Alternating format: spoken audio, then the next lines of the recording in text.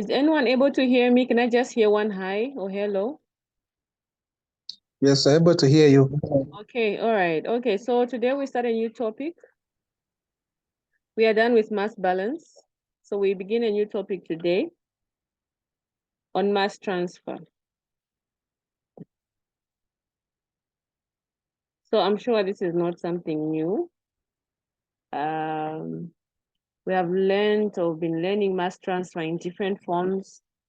I'm sure the most common form of mass transfer is probably absorption, which involves the transfer of components or molecules across different phases. It could be from a liquid to a gas or vice versa. And also adsorption. So adsorption also could be a transfer of components or atoms or molecules from Mr. John, our class rep. What's the definition for adsorption?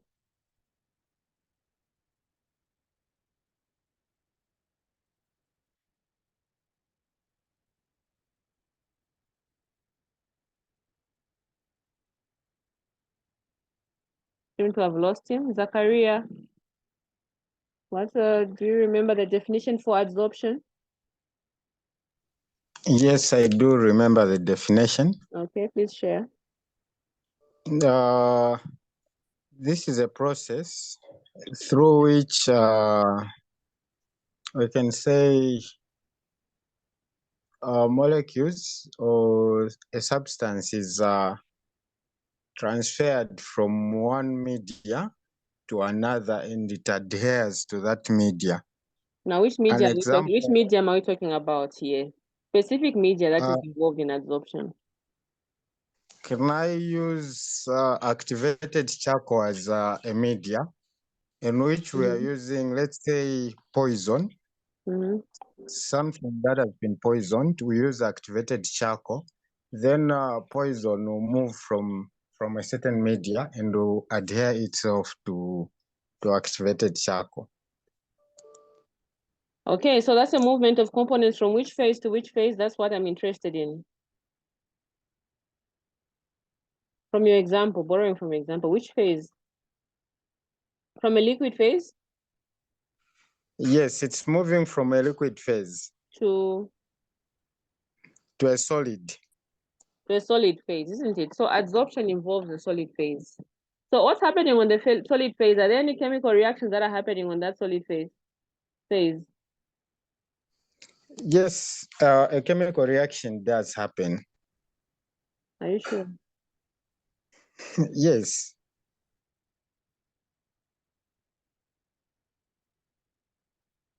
Okay.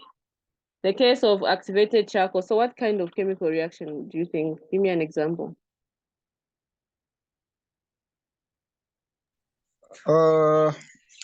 Let's take a look at activated charcoal. We look at it as a compound. We may say there's carbon there. Then from the poison view, we might say there are some hydrogen atoms. So when that combination happens, there could be a chemical reaction. What do others think?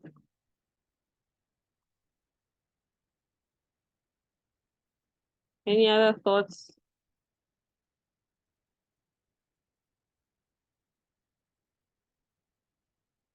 What do others think?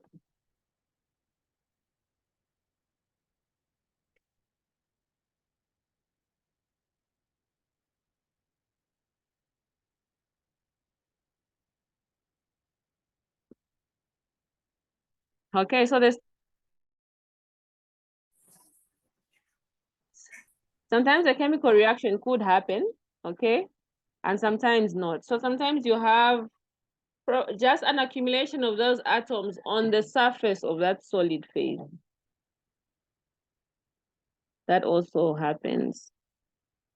And also you have a chemical reaction happening. So there are two cases there where you have a chemical reaction happening on the surface there involving that solids and that gas or that liquids with which it comes into contact or not. Okay, so we move to the case of absorption. Absorption, what's the most common example we know of absorption? Absorption is given as the most common, which is activated charcoal that we use in water treatments. And also when someone has been poisoned, isn't it? We use it now for poison. If someone has suffered some kind of food poisoning, it's also used rather. I'm sure in buses you've seen those gentlemen who advertise activated charcoal. So that's is basically it absorbs. So absorption happens of the so whatever toxic substances that it comes in contact with, thereby kind of forming a healing process for that person that took in that poison or those toxins. Okay, so let's come to absorption. Let's come back to absorption. What's the most common example that we know in absorption? And why are we so few? Only four, all of us together. Where are the rest? Madam Betha, give us an example of absorption that you know.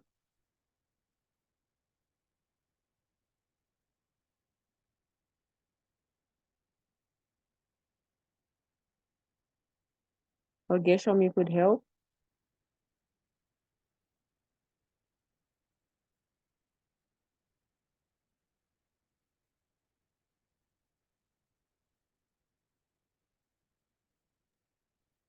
I'm trying to think of the example I can give, madam. So once it comes up, I'll be able to. Okay, all right. While you're thinking of yours, I'll give you mine. It's rainy season. The most example for me, the first example that always comes to my mind when we talk about absorption is actually rain. So I don't when you picture a hot day, sunny, dusty, and suddenly it rains. After the rains, what happens? You have that fresh air feeling, isn't it? The air you breathe kind of feels much fresher, yes, because what basically happened is that rain took in the dust. Okay. What else did it do? It actually took in the toxic or the pollutant substances, such as nitrogen dioxide, such as sulfur dioxide. It actually took them in through via absorption. So there's a chemical process that happened.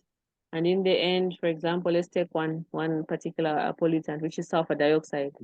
So when the rain starts to fall, those rain droplets come into contact with the pollutant air, the air that you are breathing that feels so heavy and so toxic. So that smelly air. So those droplets come into contact with that dirty air. What happens in the example of sulfur dioxide, you have a reaction of H2O plus SO2, okay, which will give you a weak acid in the end. So that weak acid is what falls to the ground. So what happens is that with the air is that the pollutants elements are removed or compounds are removed from the air, okay, and they enter into that reaction where they form weak acids. So it could be carbonic, it could be sulfuric, and so on. So these weak acids in the water droplets will fall to the ground or fall on your wire fence will begin to corrode, okay, or any other building, your house. In the end, eventually what happens to the paint, you're not likely to get affected by that. Ultimately, in the case of mining areas where there's high levels of pollution, for example, for sulfur dioxide, in the case of Mopani a few years ago, what happened was that the surrounding areas where these acid plants were located that were emitting sulfur dioxide, the soils in the end, over a period of time, were rendered acidic. This means that nothing basically could grow in these soils. The case of Mufulira, that's why you have a lot of Ulunsonga as a result of the types of soils that have over years, through years of pollution, the soils are more acidic. than usual. And there's still, even to date, there are certain parts of Mufulira where you cannot grow a garden. And there are certain parts of Kitwe, specifically Kandawe, inside Kandawe, you cannot grow a garden for vegetables. You cannot grow nothing in there. The only thing that you find in there is trees and songa. Why? Because of absorption. Keshom, I hope you're ready for your example.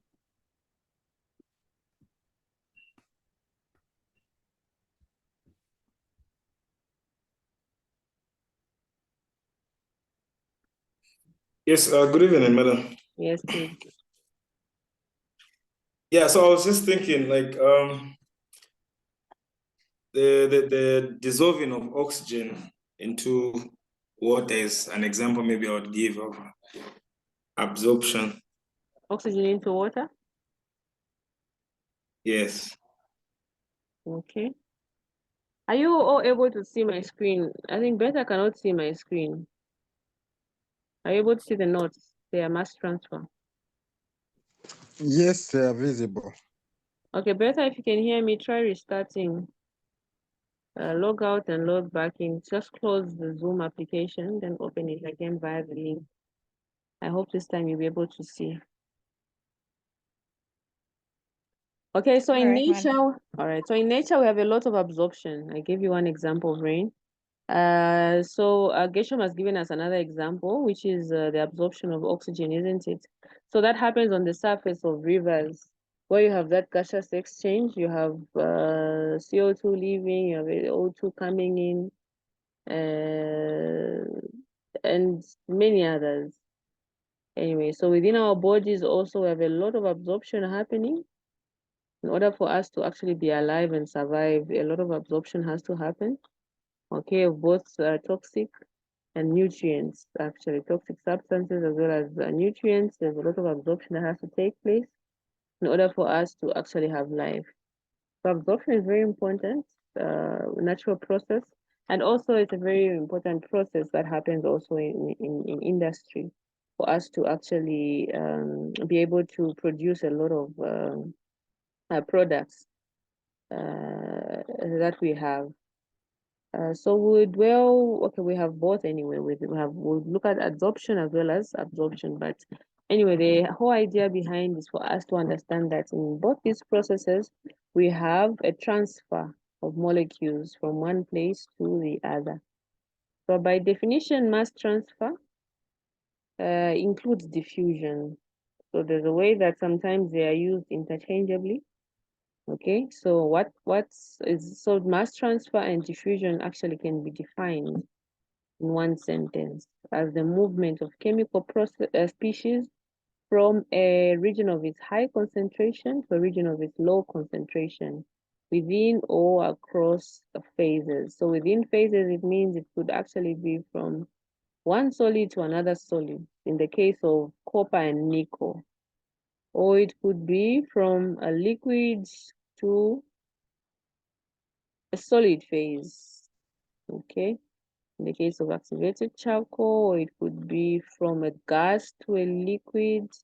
In the case of rain, like I explained, or in the case of processes that happen in scrubbers. Okay, so mass transfer covers diffusion and convection currents set up due to flows, laminar or turbulent, temperature differences and concentration differences across phase boundaries. So we'll look at convection a little bit later in this lecture. So diffusion involves what? Movement of chemical species from a place of a region of high concentration to a region of low concentration. So if that's diffusion, then what's the definition for osmosis? Do we remember the definition for osmosis? Or rather, let me rephrase the question. What's the difference between diffusion and osmosis?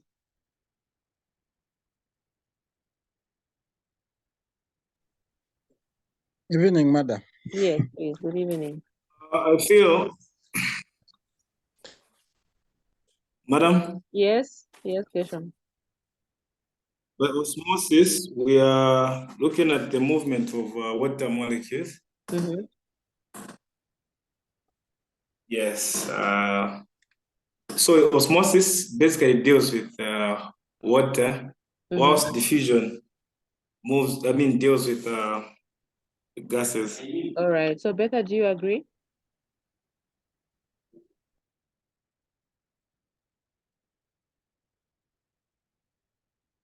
Is Becca here with us?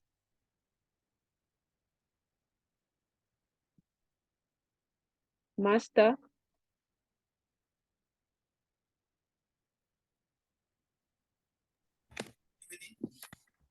Good evening. Yes, I'm getting you, madam. All right, please. Do you agree with Sorry? do you agree with what Gershom said? Gershom, can you repeat the answer? I didn't get it clearly. Okay, Mr. Master. So what I said was, because the question was the difference between osmosis and diffusion. So I said, with osmosis, we are basically dealing with the movement of water molecules. I would say from a region of higher concentration to a region of lower concentration, whereas for diffusion, we are looking at the movement of gases from a region of higher concentration to that of lower concentration. Thank you. Okay, thank you. Yeah, somehow I would agree, but it's maybe sometimes diffusion is not only about the gases. I can take, for example, if you've got water and then you put a coloring in water, so that coloring is going to spread from a region of high concentration to a region of low concentration by making it uniform in that container. So it's not only about the gases as you have said it. Okay, thank you very much. So mass transfer basically involves which phases? Liquid, solid, and gases. And diffusion also could involve from metal to metal. You know that actually copper and nickel is placed very close together, touching each other actually. While over a period of time, you actually have a movement of molecules from copper to nickel and vice versa. Okay, so it could actually happen within phases. Within phases, whether solids, liquids, like you said, dye. If the dye was liquid and you poured it into a water container, which is a liquid, so that's liquid to liquid dye diffusion happening. Or it could actually be within gases. So there's mixing of gases, isn't it? An example is nitrogen and helium. So those gases would mix evenly. Okay, so meaning it could happen within phases, gas to gas, liquid to liquid, or solid to solid.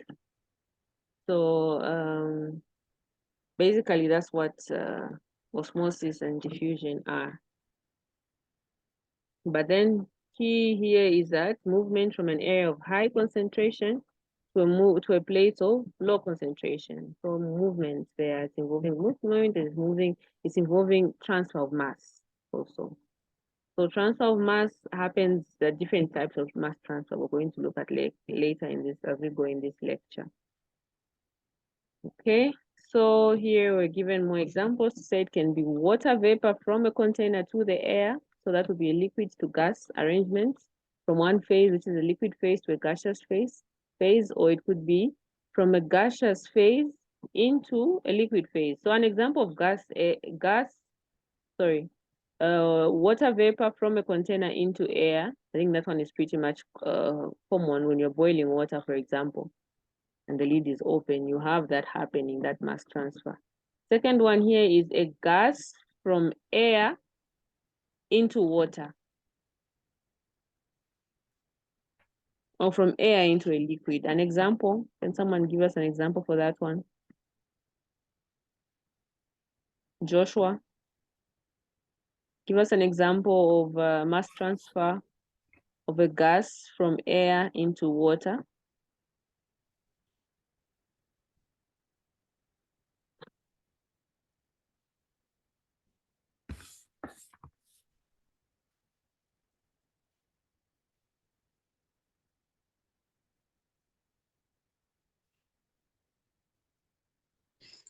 Madam, Yes, can I try? please. After evaporation, we have a gas. Mm-hmm.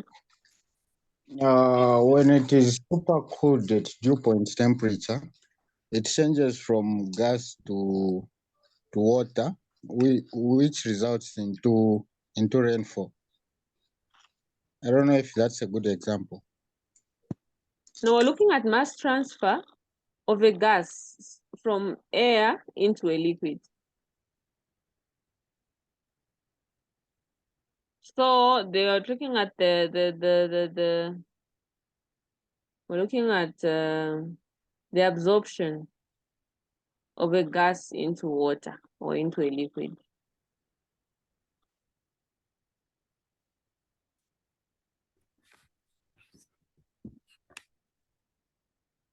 You gave an example of sulfur dioxide. Yes, exactly. So I gave that one, isn't it? That happens in nature. Yes. So a second one.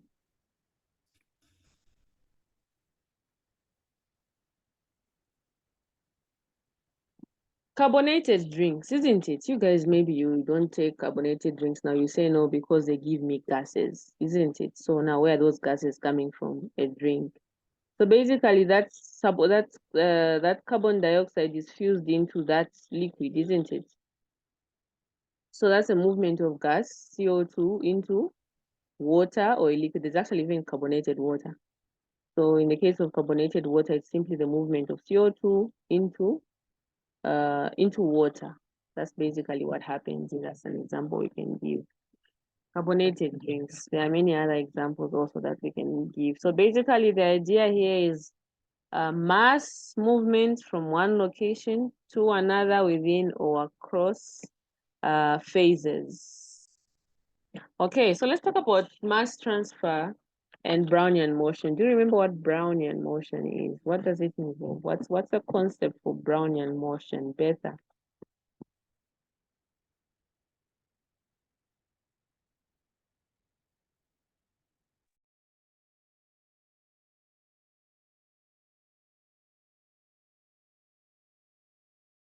Is Betha around or Betha has gone to sleep?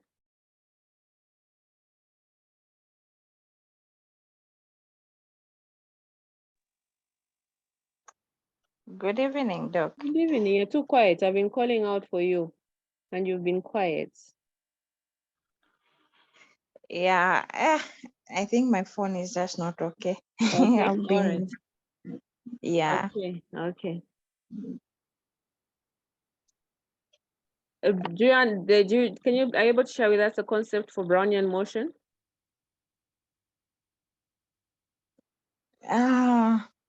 What I can say is maybe it's a random motion of a particular or a particle. Mm-hmm. Yeah, as a result of collisions with surrounding gases or gas molecules. Mm-hmm. Yes. Okay, thank you very much. So I'm sure we all remember the concept behind Brownian motion. So mass transfer by diffusion is primarily due to Brownian motion. Okay, so let's say you spray a perfume. Yes, Sean. Let's say you spray a perfume in one room. Or let's say your young brother decides to go to your bedroom and spray your perfume. And then in the sitting room, you'll be able to smell it. How are you able to smell that perfume? How are you able to know that your young brother actually touched your perfume?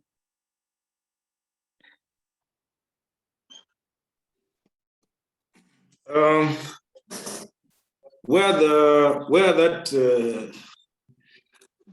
that young brother of mine is spraying the perfume from, yeah, there will be like a higher concentration of it. Yes. Once sprayed. Then where I'll be, suppose it's in my bedroom and I'm in the living room, there's literally no concentration of it. But there'll be that movement from that higher concentration, I mean the region of higher concentration into the space where I'll be. So I'll be able to smell it and know that this is what is happening. Okay, so using so those atoms, isn't it? They'll be able to move. So basically, what you are smelling is what? Is it the actual perfume or it's just air carrying that? So where the atom? So when you spray, you have molecules from the perfume, isn't it, coming out of the perfume bottle? Yes. Okay, and they begin to move, isn't it, from a place of higher concentration to a place of lower concentration until they get to you as they are looking for that lower concentration, as they are moving to that lower concentration. So they're covering a certain distance x, which is very important for us in our calculations. Okay, so let's come to mass transfer by convection. So this one involves a gross fluid motion combined with diffusion, promoting the transfer of a species across a concentration gradient. So convective mass transfer is a transfer of mass between a surface and the moving fluids involving both mass diffusion and bulk fluid motion. Okay, so this is an example. An example I'm going to draw for this one is coming now, is the one we used earlier, and that is the one of activated charcoal. So in water treatment, where you're using, at the point of use treatment systems, the ones that you have under the sink, they're not very common here. But under the sink where you have installed a water treatment system on the size of your laptop. So let's say, for example, you have activated charcoal there. So what you have basically is when you have water running, okay, whether from your borehole or from canal water, or basically whatever water you're using, as it's running across that to that place where you have that activated charcoal tube, you have actually basically a massive or a bulk fluid motion. So you have water running in motion at a certain rate. And then what else do you have? You have transfer of pollutants in that water from the water to the activated charcoal. That's what you have. So that is basically convective mass transfer. So it's there's a surface, a solid surface, and then there's a moving fluid. Another example could be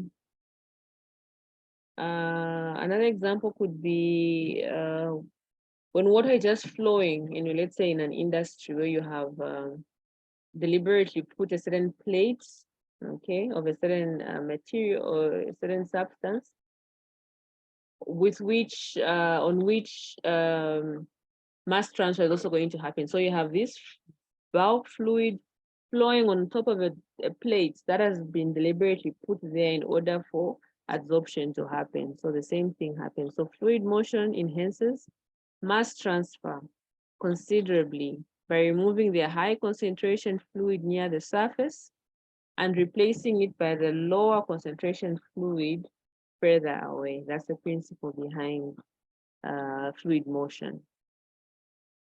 It actually enhances the mass transfer.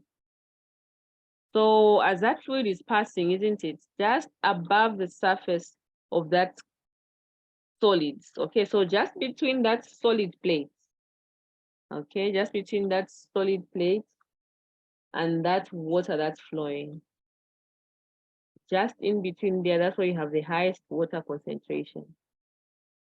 But then because of the motion of the fluid, that water is what? Is moved quickly to another place, a place of lower concentration, and you have new fluid coming in, isn't it, as it's flowing, that has zero concentration of that particular plate, and so forth and so on. So maybe an example, what example can I give? An example I could give maybe is, let's say you have max cool, whatever you call it, freeze it, whatever you call it, where you're coming from, freeze it or max cool, and it's open, isn't it? And then you put it in your sink and you let water run on top of it. So what's going to be happening is that at that point where you have between the max cool block of ice and the water, just there in between, that water will be the sweetest. Okay, compared to the water that is above that area contact place. So that's the same way that fluid motion also works in this case. Any questions so far?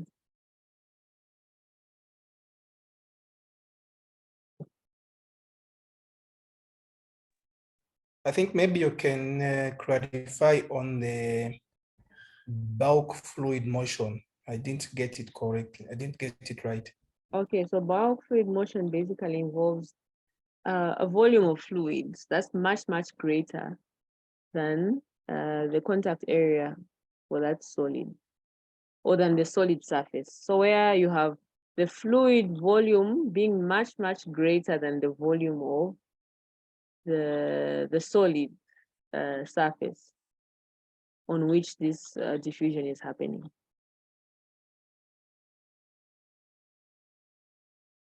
I'm trying to give maybe an example. I don't know if you get it now. Yes, I get it. Okay. We continue.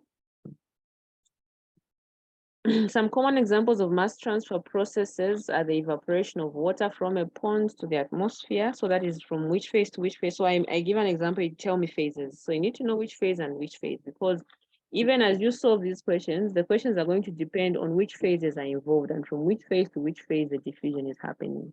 Then you apply a certain formula. So it's very, very important for you to understand the question.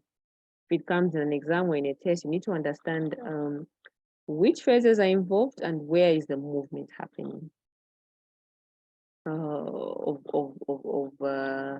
mass transfer. So an example is evaporation of water from a pond to the atmosphere. So it's from which phase to which phase is this movement? Liquid to gas. Yes, liquid to gas. Purification of blood in the kidneys and liver.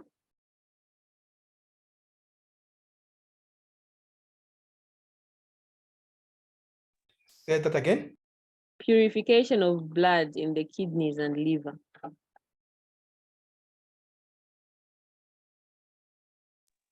Could that be liquid to liquid?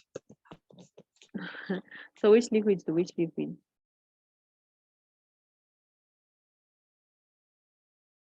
Okay, Liquid to solid.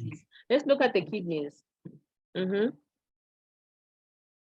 Saying liquid to solid.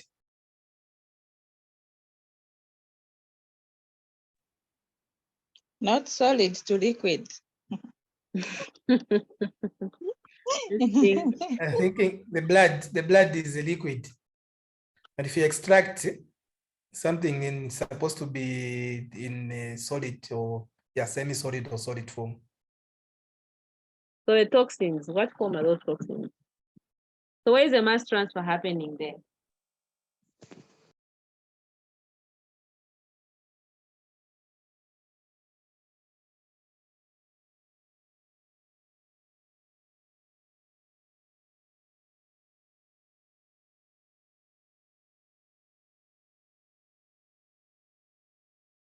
So in the kidneys, are we just talking about toxins? Actually, water also is leaving the blood.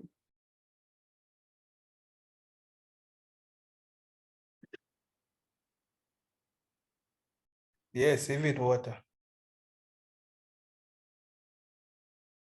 Okay, so therefore, what can we conclude now? What do you say? Liquid to liquid.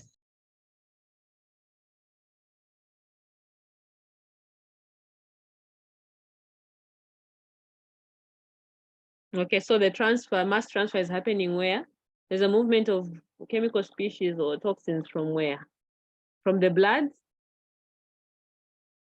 to where?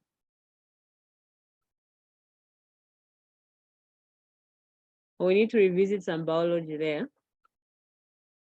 Okay, please do some research there, revisit the biology a bit. You remember you have the Bowman's capsule there in your kidneys happening during that, for that aiding that purification.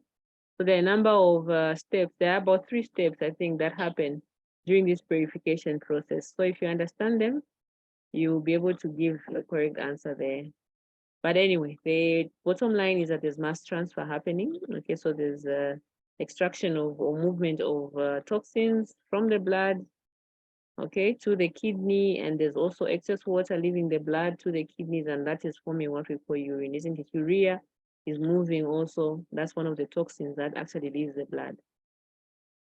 And the blood in that case, we'll say is purified. Okay, let's go to the next one. Distillation of alcohol, distillation of alcohol. So distillation, how do we look at it? What phases are involved?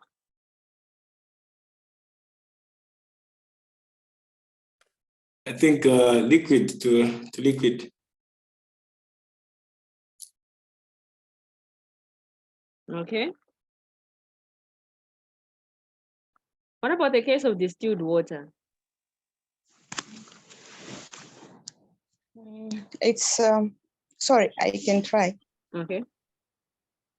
I think it's sorry, though I am late. I'm just Okay, no, please go I've ahead. just yes. I think there is the phases that are there is liquid to gas, then from gas to liquid.